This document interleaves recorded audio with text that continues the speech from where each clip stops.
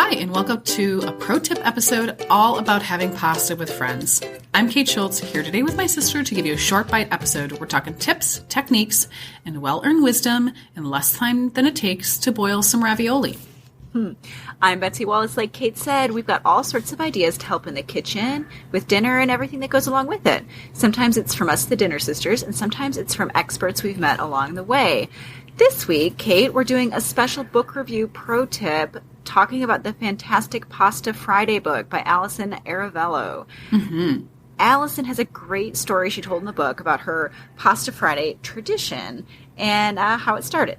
So a few years ago, she had just sold shares in her business, which was a successful restaurant in Oakland called Homeroom. Her son needed a risky surgery, and her sister was battling stage 4 cancer. So this is just a lot. Just a lot. It was a lot, yeah.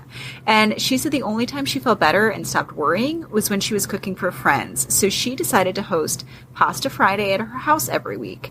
She started an email list and just was off to the races. And after a year of cooking, she decided to share her Pasta Friday recipes with all of us in this book. And I just thought it was just a really nice tribute to cooking as community building and as a celebration of living life to its fullest with family and friends. And pasta. Lots and lots of pasta. Yeah. There are 52 pasta recipes in this book, Betsy. Yeah, I know. One for every Pasta Friday of the week, which I thought was really fun.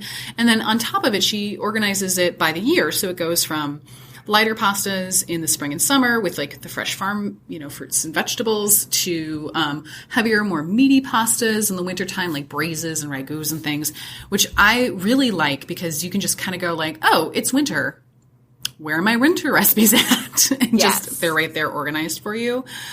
We got this book, about a month or so ago. And so it was still, I wouldn't say that the tomatoes were in the farmer's market necessarily, but they're still like decent tomatoes. And I just felt like a tomatoey pasta. So I made her Gamellia with blistered tomatoes and balsamic butter. And it was delicious. It was really good because you just like roast, it's like a sheet pan pasta almost. Oh, yeah. Okay. And Gamellia are like those little, twists. They're not the rotini, which are the spirals, but they're like the twisted ropes. The short twisted ropes. So is that which is a fun pasta. And then what you do is you just roast your tomatoes over high heat, and you toss that with some balsamic vinegar, like the good kind, and butter, and you're set. She actually says in the notes, and I mean, truth be told, the reason I made this recipe, she's like, this one is so easy, your guests won't even believe it. And I was like, fantastic. Let's try that one. And I can't wait to make it again for a dinner party when the tomatoes are back in season. It was really nice. And I also love that she has wine pairing tips, which sometimes I find annoying because it's wine pairing, sure, but it's a specific bottle or the specific winery. And like, you can't find every bottle that's out there, And so instead it's kind of descriptions, which is really nice because you can walk into a good wine shop with people who know what they're doing and just say, like the one for this recipe is a bright, acidic California Pinot Noir. Yeah. They know exactly what that means. If they work in a wine shop, they're like, here you go. When I went in, they gave me like a couple options within my price range, and I picked one, and it was perfect. So I really like that part. If you're someone who loves wine with pasta, it's just a nice thing to do. So that part was really fun. Yeah, and I liked that it's filled with tips and tricks for hosting as well.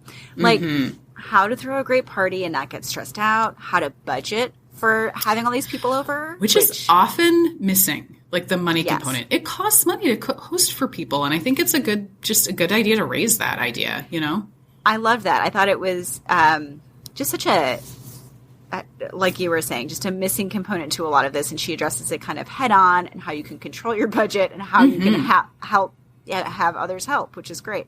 The best way to clean all of the dishes and also just your bathrooms before the guest arrives. Right. You can tell she's done so much casual in-home entertaining that her tips are super practical. I mean, it's not like make sure all your linens are matching. You're like, great, cool. If I had linens. Exactly.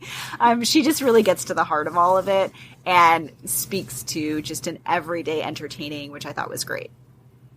I wholeheartedly agree. I'm going to pull this book out for my next set of holiday parties now that we're getting into, Thanksgiving and the winter season. I mean, I'm thinking deep January. Mm-hmm. You have nothing to do because it's horrible out. Why not have a pasta party? You know? So fun. Yeah. So, and who doesn't like pasta? I mean, let's be real. Mm-hmm. So for those of you who are interested out there, we will have an affiliate link to get this book. It'll be right in the show notes. Click on that and you can get Pasta Friday for yourself.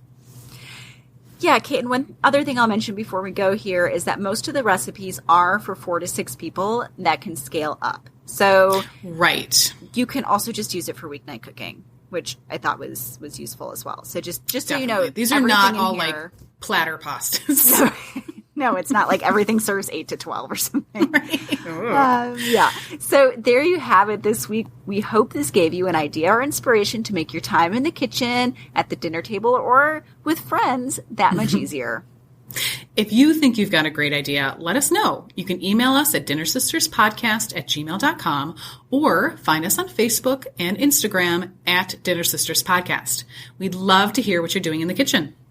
As always, thanks for joining us. Come back soon. We'll save a spot at the table for you.